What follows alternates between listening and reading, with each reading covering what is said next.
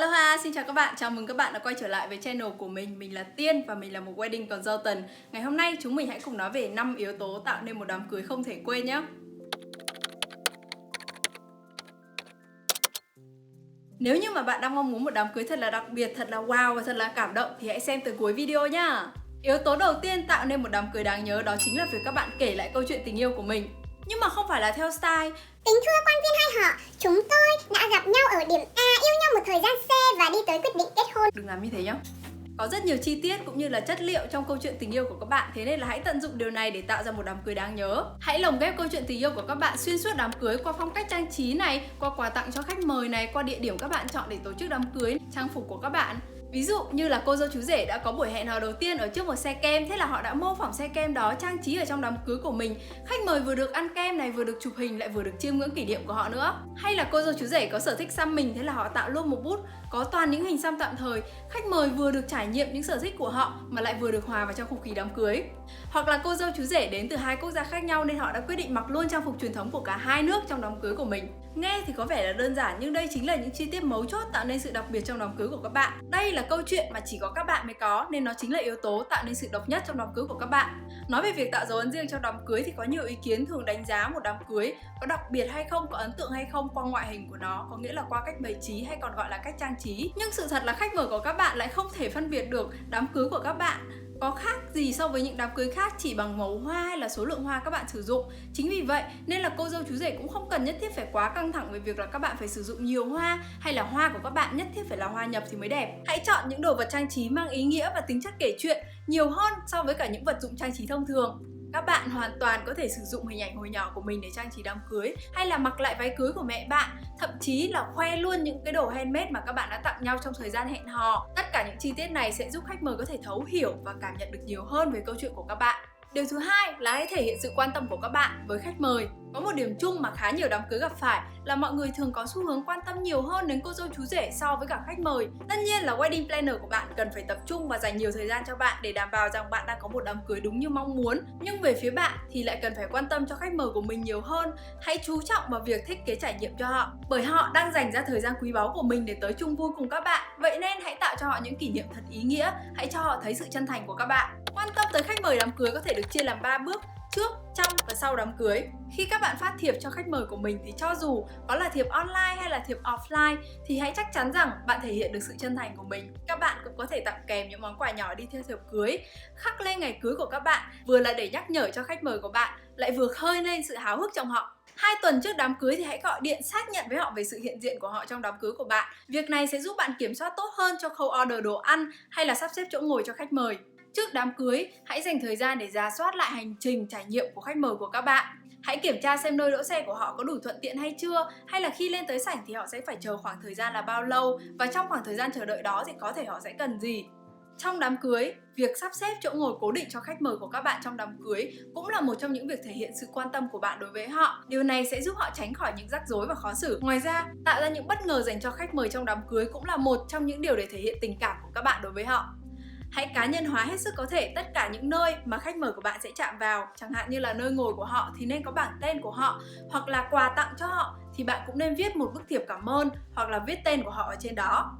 Còn sau đám cưới, có một số đám cưới sau khi nhận được hình thì cô dâu chú rể đã post hình lên trên Facebook thành một album, sau đó chờ khách mời của mình vào để tìm hình. Nhưng mà điều này đôi khi lại không thể hiện hết được sự biết ơn của các bạn đối với họ. Hãy chắc chắn rằng sau khi post album hình ngày cưới của mình, các bạn đã có tag tất cả những khách mời và những tấm hình họ có xuất hiện. Viết những bức thiệp ngắn để cảm ơn riêng cho từng khách mời cũng là một trong những việc để thể hiện sự chân thành của các bạn đối với họ. Yếu tố thứ ba chính là không gian và địa điểm tổ chức đám cưới.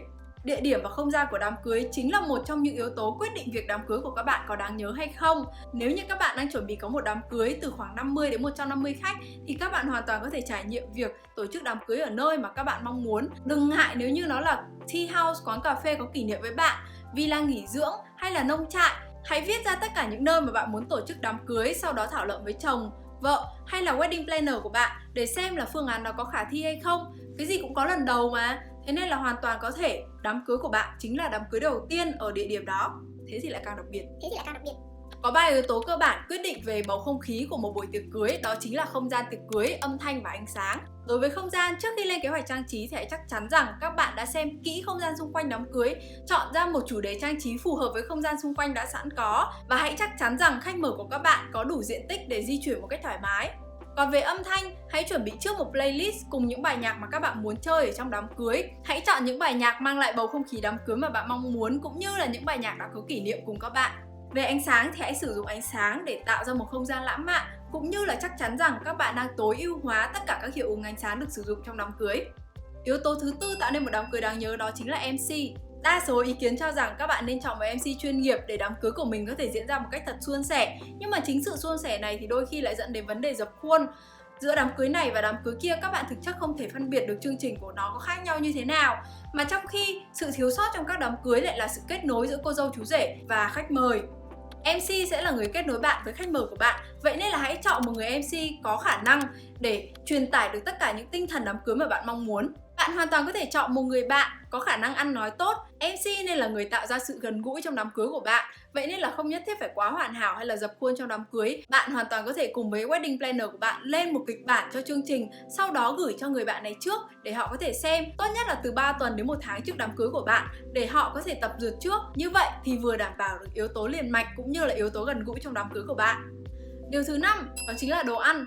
Mình biết đây là vấn đề muôn thuở trong vấn đề lên kế hoạch đám cưới. Tất cả các cô dâu chú rể đều có vẻ rất là đau đầu trong việc chọn đồ ăn. Thế nhưng mà hãy nhìn xem là trong 3 tiếng rưỡi đến 4 tiếng tham gia đám cưới của bạn thì các khách mời của các bạn sẽ làm gì nhá. Đầu tiên, họ sẽ đến địa điểm đám cưới, dành 1 tiếng để chụp hình cùng các bạn. 30 phút là dùng để dự buổi lễ và nhìn ngắm những khung cảnh xung quanh. 1 tiếng sau là dùng để ăn tiệc và những thời gian còn lại là dùng để chơi và uống. Vậy thì ăn uống lại chiếm tới trên 50% khoảng thời gian khách mời của bạn tới với đám cưới của bạn. Chính vì vậy nên là đây chắc chắn là yếu tố quyết định việc đám cưới của các bạn có đáng nhớ hay không. Không nhất thiết là phải có một menu thật hoành tráng, thật đắt tiền để tạo ra sự đáng nhớ trong quá trình ăn uống. Mình khá chắc là bạn cũng đã từng nghe những câu chuyện hay là tự trải nghiệm về việc đi ăn cưới về nhưng mà cuối cùng vẫn đói meo. Sẽ có một số các lý do cho vấn đề này. Thứ nhất là khi các bạn thuê dịch vụ ăn uống ở bên ngoài, dịch vụ đó có thể đã dọn đồ ăn đi quá sớm, hoặc là gắp quá nhiều đồ ăn vào trong bát của khách mời của bạn khiến họ không thoải mái, hay là bạn đã chọn những món mà phải sử dụng đến tay làm khách mời ngại ăn, hoặc là nước chấm của họ thì lại không đủ cho các món ăn mà họ có, hay là nồi lẩu lại nằm quá xa so với cả tầm với của họ. Tất nhiên là bạn không thể làm hài lòng được cả trăm con người, nhưng mà hãy chắc chắn rằng bạn đã thận trọng trong quá trình chọn menu của mình. Hãy ăn thử tất cả những món ăn mà bạn sẽ đãi ở trong tiệc. Chọn những món ăn gọn gàng, có thể gắp hoặc là cắt bằng dao, cũng như là sử dụng menu buffet hoặc là menu đồ Tây thì cũng là một trong những giải pháp cho vấn đề này. Nếu như bạn đang có ý định chào đón các em bé đến với đám cưới của mình thì hãy chắc chắn rằng các bạn đã chuẩn bị cho các em bé một khu đồ ăn và một khu vui chơi để đảm bảo trật tự đám cưới của mình. Và đó chính là 5 yếu tố tạo nên sự không thể quên trong đám cưới của các bạn. Nếu như các bạn cảm thấy video này bổ ích thì hãy share, like và subscribe cho channel của mình. Mình sẽ upload video vào mỗi thứ 5 và chủ nhật hàng tuần. Nếu như các bạn có thắc mắc hay là ý kiến gì để mình có thể cải thiện cho video tốt hơn thì hãy comment bên dưới, hoặc là các bạn có thể nhắn tin cho mình qua Facebook hay là Instagram. Mình sẽ để link ở dưới description box. Cảm ơn các bạn đã xem đến cuối video và chúc các bạn một đám cưới tuyệt vời.